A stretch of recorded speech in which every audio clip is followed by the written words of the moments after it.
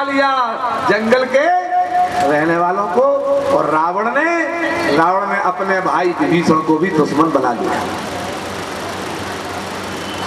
कल हमने इस विषय पर थोड़ा जोर दिया था। एक है संस्कृति, एक है प्रकृति और एक है विकृति। संस्कृति का पोषण करने वाले लोगों को देवता कहा जाता है और प्रकृति का पोषण करने वालों को मनुष्य कहा जाता है। और जो प्रकृति से खिलवाड़ करते हैं और सदाचार का पालन नहीं करते, प्रकृति को विकृत करते हैं, उनको राक्षस कहा जाता है। संस्कृति, प्रकृति और विकृति, देव, मानव और दानव। अब ये मर्जी आपकी, आपको स्वतंत्रता दी गई है। सारी योनियां आपकी कर्म योनि है, भोग योनि है, मानव योनि कर्म योनि है। आप परीक्षा में बैठे, पेपर आपके हाथ में है, अब जो आपको लिखना है उसकी छूट है। पेपर आपके हाथ में है। इस मनुष्य योनि है आकर के आप क्या बनना चाहते हैं? डॉक्टर बनना चाहते हैं, मास्टर बनना चाहते, इंजीनियर बनना चाहते, वैज्ञानिक बनना चाहते, जज बनना चाहते हो? तुम क्या बनना चाहते हो? इस मनुष्य शरीर में अगर तुम हो तो तुम जो बनना चाहते हो प्रयास करने पर तुम वही बन सकते हो। बाकी योनियां ऐसा नहीं कर सकती। बाकी जितनी योनियां हैं मनुष्य को छोड़ करके, वो जिस योनि में पैदा हुए वो वही के वही रहेंगे। तुम्हें अवसर है, तुम चाहो तो तुम अनाचारी बन सकते हो, तुम चाहो तो राक्षस बन सकते हो, तुम चाहो तो जेल में रहने वाले कैदी बन सकते हो और तुम चाहो तो जेलर बन सकते हो। ये मर्जी तुम्हारी। अब तुम्हें बनना क्या है? तो राम का जीवन मनुष्य को मानव से महामानव बनाने की प्रेरणा देता है कि राम के जीवन को समझ करके और ये मानव महामानव बन जाए। बस इसी भावना के साथ हम राम के जीवन पर और ज्यादा प्रकाश नहीं डालेंगे। आप समस्त ज्ञानी लोग हैं, बुद्धिमान लोग हैं, समझदार लोग हैं।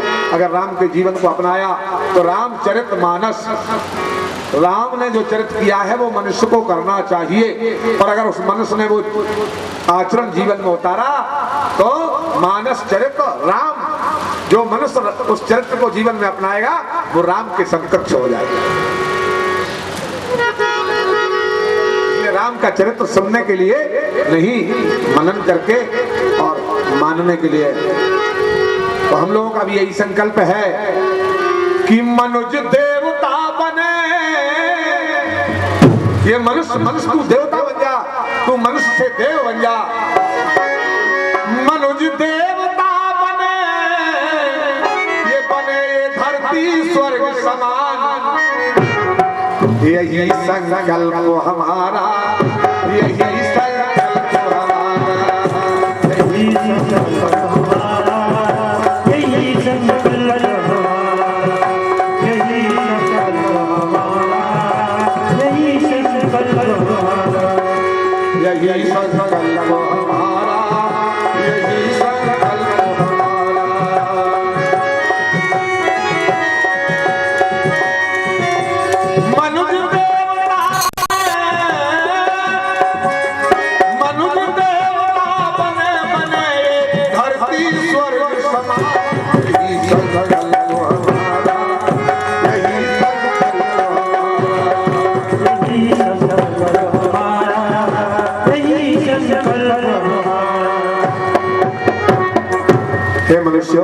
तुम धरती पर साधन धाम मोक्ष कर द्वारा ये साधनों का भंडार आपको वाहन ये मनुष्य शरीर मिला। बस इसको पा करके तुम ऊंची सी ऊंची उड़ान लगा के साधन धाम, अच्छा साधन मिल गया, बड़े से बड़ा साधन मिल गया तो कहां जाना चाहते हो? सबसे लंबी दूरी की जगह तुम वहां साधन से जा सकते हो। तो ये मनुष्य देवता बन जाए। कैसे बने? बहुत सारे पत्थर पड़े रहते हैं रास्तों में, बहुत सारे पत्थर रास्तों में पड़े रहते हैं तो लोगों के जूतों की ठोकरें खाते हैं, लोगों के जूतों की ठोकरें खाते हैं। पत्थर है, लोग जूते पहन करके ठोकरें मारते चले जाते हैं। मगर उन पत्थरों में से अगर कोई पत्थर किसी कारीगर के हाथ लग जाए और वैसी पत्थर को अगर कारीगर ने, मिस्त्री ने टाकी हथौड़ी की मदद से और तराश करके मूर्ति बना दिया तो उसी पत्थर के सामने जो दुनिया जूते ऊपर डालती हुई जाती थी, वही दुनिया उस पत्थर के सामने माथा रगड़ने लगती थी। पड़े हुए पत्थर को मूर्ति बनने में कोई बाहर की सामग्री की जरूरत पड़ी? बाहर से कोई सामान लगाया गया, चिपकाया गया, जोड़ा गया मूर्ति को बनाने में? ऐसा नहीं है। मूर्ति बनाने के लिए पत्थर में पत्थर जोड़ा नहीं जाता, पत्थर में से पत्थर निकाल के फेंका जाता है। कुछ हिस्से को निकाला तो पांव दिखाई देने लगे, और कुछ हिस्से को निकाला तो हाथ दिखाई देने लगे, और पत्थर में से और पत्थर निकालते गए तो चेहरा दिखाई देने लगा, और फिर वही मूर्ति बन गया। ठीक इसी तरह तुम सब देवता हो, तुम सबके अंदर देवता छुपा बैठा है। केवल तुम्हारे अंदर जो बुराइयां भर गई, तुम्हें देवता बनने के लिए बाजार के सामान की जरूरत नहीं है, धन की जरूरत नहीं है। तुम्हें देवता बनने के लिए तुम्हारे अंदर जो बुराइयां भर गई हैं, उन बुराइयों को निकाल कर फेंकने की जरूरत। जैसे जैसे बुराइयां तुम्हारे अंदर से निकलती जाएंगी, तुम देवता के रूप में संसार के सामने उभरते चले जाओ, देवता की तरह उभरते चले जाओ। बस अपने अंदर की बुराइयों को निकालने की जरूरत है, इससे आगे और कुछ करने की जरूरत नहीं है। बस रामचरितमानस से इतनी शिक्षा हम और आप ग्रहण करें, और इससे आगे की कथा की ओर ध्यान दें। बोले राजा रामचंद्र भगवान की जय। रामचरित तो इतना बड़ा है कि रामचरित की रामायण को आपने पढ़ा होगा, सुना होगा, और फिर रामचरित के अनेकों ग्रंथ हैं। मानस पीयूष, मानस मंजूषा, मानस अलंकार, मानस रहस्य, मानस मणि, मानस मुक्ता, वाल्मीकि रामायण, अद्भुत रामायण, बर्वे रामायण, इसी तरह से दीपक रामायण, कितने यहाँ तक लिख दिया तुलसीदास जी ने कि नाना भात राम अवतारा, नाना भात राम अवतारा, सतकोटि अपारा, रामायण सतकोटि अपारा, रामायण सतकोटि अपारा।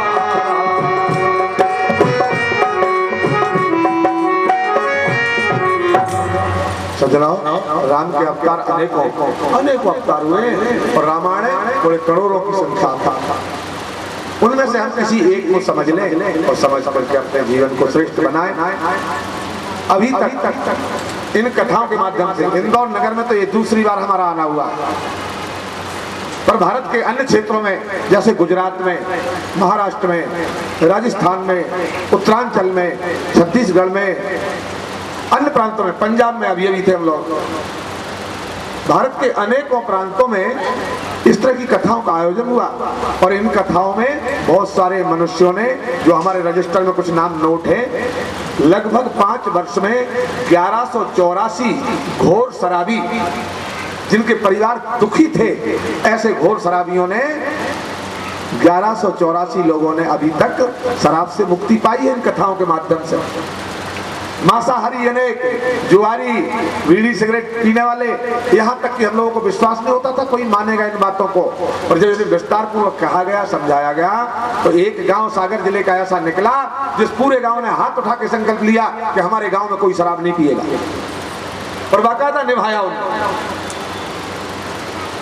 मीडिया, अरे टीवी वाले, पेपर वाले जा करके देखे और गौर किया, महीनों से चक्कर लगाते रहे, आखिर में लिखना पड़ा अद्भुत भागवत कथा विचित्र व्यास। मनुष्य सोच ले, हम आपके इंदौर नगर में कथा करने इसलिए नहीं आए हैं कि आप हमें बहुत सारा धन दे दें। आप 4 दिन से कथा सुन रहे, कभी आपसे धन मांगने की घुमा फिरा के भी अपेक्षा नहीं की गई है, क्योंकि आप धन दे भी देंगे तो धन से मनुष्य का ज्यादा भला नहीं हो सकता। धन से मनुष्य के पास सुविधाएं आ सकती हैं, धन इकट्ठा करके मनुष्य सुविधा प्राप्त कर सकता है, सुविधा सुख प्राप्त नहीं कर सकता। सुख में और सुविधा में बड़ा अंतर है। आप पढ़े लिखे हैं, समझे, सुख और सुविधा। जैसे हम कहें आपसे पवित्रता और स्वच्छता में क्या अंतर है?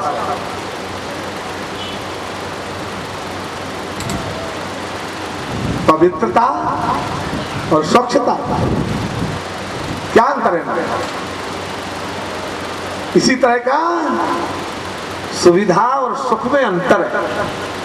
जैसे हम कहें स्वच्छ, साफ सुथरा हो जो, तो साफ सुथरा जो हो उसे क्या पवित्र कह सकते हैं? नहीं, बोले साफ सफाई हो, अच्छी हो, साफ सुथरा है, बोले पवित्र है। नहीं, पवित्रता अलग चीज है। साफ सुथरी तो हमारी लैट्रिन भी होती है। क्या वहां बैठ के भोजन कर सकते हो आप? साफ सुथरा तो है। और उसी घर में एक लैट्रिन है जो साफ सुथरी है, और उसी जगह में इसी मकान में एक छोटा सा पूजा घर है, एक अलमारी है, छोटा सा मंदिर है, पर वहां जाके सिर झुकाओगे। बस इतना अंतर हमने सूक्ष्म सरलता से समझाने का प्रयास किया है। इतना ही अंतर है कि उसी मकान के एक कोने में जाके सिर झुकाओगे, वो पवित्र है, वहां भगवान है। साफ सुथरे रहना अच्छी बात है, पर पवित्र रहना उससे अच्छी बात है। इसलिए पवित्र जनक जी ने जब जानकी जी को देखा ना, तो कहा पुत्री पवित्र किए कुल दो। तो संसार में धन से सुविधाएं प्राप्त हो सकती हैं, पर सुख प्राप्त नहीं हो सकता। सुख तो संस्कारवान परिवार में हो सकता है। एक पिता ने बहुत सारा धन कमा लिया और ऊंचे बंगले बना लिए, बढ़िया बढ़िया सुविधाएं बंगले में कर ली, सारी व्यवस्थाएं हैं। गर्मी में गर्मी नहीं लग रही, ठंड में ठंड नहीं लग रही, जिसे आप एसी कहते हैं या क्या कहते हैं, जो कुछ भी कहें कहते रहें। और उसमें आप बैठे हैं, बड़े आराम से सब प्रकार के भोजन है, पर बेटा आया और 2 गालियां देके चला गया। अब क्या उस बंगले में आपको नींद आएगी? क्या वो 56 प्रकार का भोजन आपको अच्छा लगेगा? सुख और सुविधा, सुविधाएं सारी हैं, सुविधाएं पूरी हैं, पर संस्कारवान परिवार नहीं है तो सुख नहीं मिल सकता। इसलिए सुख के लिए संस्कारों की जरूरत है, सुविधाओं के लिए धन की जरूरत है। तो हम ये चाहते हैं कि हमारे श्रोता संस्कारवान बने, वो हमें बिल्कुल धन ना दें, पर कथा सुन के अगर समझ में आ गई हो तो वधुएं अपनी सास के चरणों में सिर झुका के प्रणाम करें, बेटे अपने माता के चरणों में सिर झुका के प्रणाम करें, और बूढ़ी माताएं अपनी बहुओं को बेटी मान करके उनके हाथ पर सिर फिरा करके अपनी बेटी की तरह प्यार करें। हम आपसे नहीं कहेंगे आप जाप करें, माला करें, पूजा करें, पाठ करें, नहीं, परिवार में जो संस्कार हैं उनको प्रारंभ करें। अगर उनको प्रारंभ किया तो आपके परिवार में कुछ भी नहीं होगा, तो रूखी सूखी खा के पानी पी करके भी आप सुख का अनुभव करेंगे। ये संस्कारों की स्थिति है। चलिए आगे की ओर चलते हैं, क्योंकि कथा का समय जल्दी हो जाता है। 3-4 घंटे आप लोग बैठते हैं। हमें तो यही बड़ा आश्चर्य लगता है कि आप लोग शहर के काम काज करने वाले लोग बाग भले इतने 3-3, 4-4 घंटा आप लोग बैठ कैसे लेते हैं। गांव के लोग तो 6-6 घंटे बैठ जाते हैं, पर आप लोग शहर में रहने वाले भी काम छोड़ करके, अपने घर के काम छोड़ करके और बहुमूल्य समय को आप कथा में लगा रहे हैं। चलिए हम आगे की ओर ले चलते हैं, जहाँ से आपको कथा अभी तक आपने सूर्य वंश का छोटा सा विवरण सुना और सूर्य वंश में राम का जन्म श्रवण किया। आगे हम चंद्र वंश की ओर ले चलते हैं। सुखदेव जी महाराज को ये कथा राजा परीक्षित जी गंगा जी के पावन तट पर श्रवण करा रहे हैं। कहते हैं हस्तनापुर नरेश, हे यदुकुल में श्रेष्ठ राजा परीक्षिता, अब तुम और क्या सुनना चाहते हो? महाराज परीक्षित सुखदेव जी से प्रश्न करते हैं। श्रीमद् भागवत महापुराण 10वां स्कंद, अध्याय 1, श्लोक नंबर 1।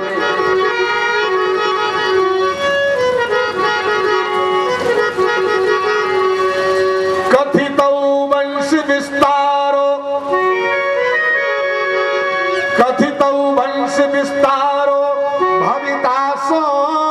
सूर्ययो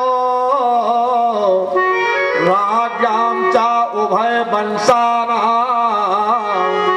चरितं परमाद्भुतं यदोश्च धर्मशीलश्च।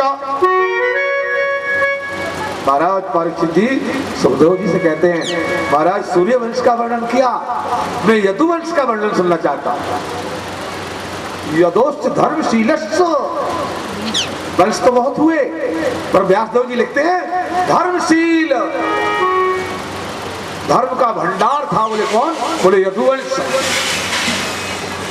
यदोश्च धर्मशीलश्च नित्राम मुनि सत्तमा, बड़े बड़े ऋषि मुनियों ने भी जिस वंश को प्रणाम किया। महाराज ऐसे यदुवंश का जिसमें श्री कृष्ण का प्राकट्य हुआ, जिसमें कृष्ण कन्हैया जन्मे, उस वंश के बारे में भी आप हमें थोड़े विस्तार से समझाने की कृपा करें। सज्जनों, सुखदेव जी महाराज राजा परीक्षित जी को समझाते, परीक्षित को समझाते हैं। कथा आप कहां से सुन रहे हैं? भगवान विष्णु ने संसार को बनाने के लिए इच्छा की और उनकी इच्छा के होते ही ये सृष्टि तैयार हुई और उनकी नाभि से कमल उत्पन्न हुआ, कमल से ब्रह्मा जी उत्पन्न हुए, ब्रह्मा जी से उनके 10 मानसी पुत्र उत्पन्न हुए। आप कथा पूर्व में सुन चुके हैं। 10 पुत्रों में से मानसी पुत्रों में अत्रि, देवहूति की 9 कन्याएं हुई। 9 कन्याओं में दूसरी कन्या, पहली कन्या कला, दूसरी कन्या का नाम हुआ अनसुईया। इस अनसुईया का विवाह अत्रि जी के साथ हुआ। अनसुईया का नाम महासतियों में गिना जाता है। सारे संसार के लोग जानते हैं अनसुईया जैसी सती इस दुनिया में कोई हुई नहीं। चलिए उस अनसुईया के जीवन का थोड़ा सा दर्शन माताओं बहनों के सामने। अनसुईया अपने पति की सेवा करती है और पतिदेव भजन करते हैं, जंगल में रहते हैं।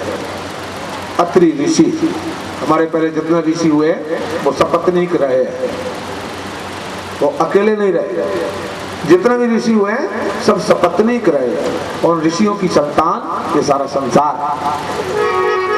कोई किसी ऋषि की संतान है, कोई किसी ऋषि की संतान है। तो अत्रि ऋषि जो थे ये जंगल में तपस्या करते थे। मां अनसुईया की सेवा पूजा विस्तार से करती थी। हम इस कथा को संक्षिप्त में आपको सुनाएंगे क्योंकि समय कम बचा है। अत्रि की पत्नी अनसुईया, देश में अकाल पड़ गया, उस समय पीने को पानी नहीं बचा। अत्रि ध्यान में मग्न थे, समाधि में मग्न थे, समाधि खुली। अत्रि ने पीने को जल मांगा, पीने को जल न दे सकी। अनसुईया तलाशने के लिए दौड़ी पर सूखा पड़ा हुआ था, कहीं जल नहीं मिला। तब अनसुईया ने उसी पहाड़ में प्रयास करके गड्ढा खोदना शुरू किया और भगवान को याद किया। भगवान की कृपा से उस पहाड़ में ही गंगा की धारा प्रकट हुई। वो गंगा की धारा प्रकट हुई जो उसको तुलसीदास जी ने लिखा। वो अत्रि के आश्रम में है जो आज भी चित्रकूट में है जो। वो कौन है? बोले वो पावन नदी बन गई, वो नदी बन गई। तुलसीदास जी लिखते हैं नदी पुनीता पुराण बखान,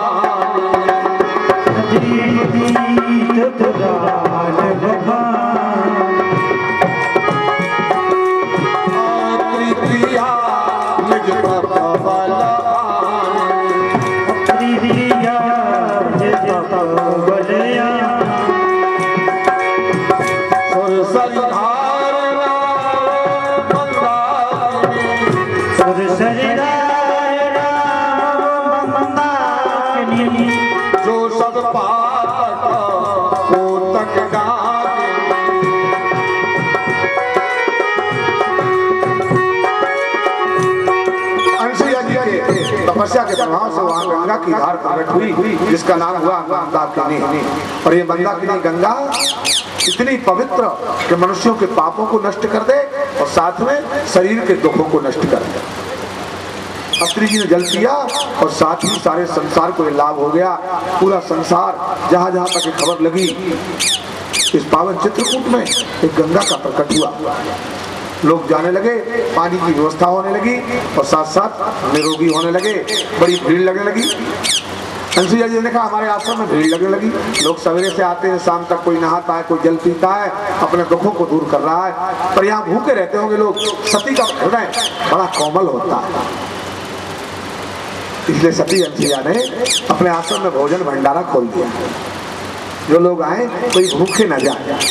जैसे यहाँ भी यादव परिवार भागवत कथा के श्रोताओं को शाम के समय कथा समाप्त होते हुए भी और ये तत्काल भोजन की व्यवस्था, नहीं कोई भूखा न जाए। ये क्या है? ये अन्नपूर्णा माँ की कृपा है, और ये अन्नपूर्णा के द्वारा संसार का बड़ा हित होता है, और अन्नदान सर्वश्रेष्ठ दानों में माना जाता है। भंडारा जहां मनुष्य को तृप्ति हो जाए, तो ये बिरले लोग कर पाते, सब नहीं कर पाते, जिनके माता पिता का पुण्य होता है। श्री राकेश जी के परिवार में इनके भाइयों को जन्म देने वाली माँ आज मौजूद है, परिवार में बहनों को जन्म देने वाली माँ आज मौजूद है। ये भाग्यशाली है, पर इनकी माँ के पुण्य का प्रभाव है, इनके पिता के पुण्य का प्रभाव है कि इनके मन में ऐसी धर्म की भावना आई। सजनों, सबके बस की बात नहीं है। धन तो बहुत लोग कमा लेते हैं, पर धन द्वारा सदकर्म करना सबके बस की बात नहीं। सदकर्म वही कर पाते हैं जिनके माता पिता का पुण्य होता है और प्रभु की कृपा होती है। अनसुईया ने भंडारा खोला, लोग आते हैं, अपने दुख दूर करते हैं और भोजन पाते हैं। भीड़ बढ़ने लगी। एक दिन देव ऋषि नारद जी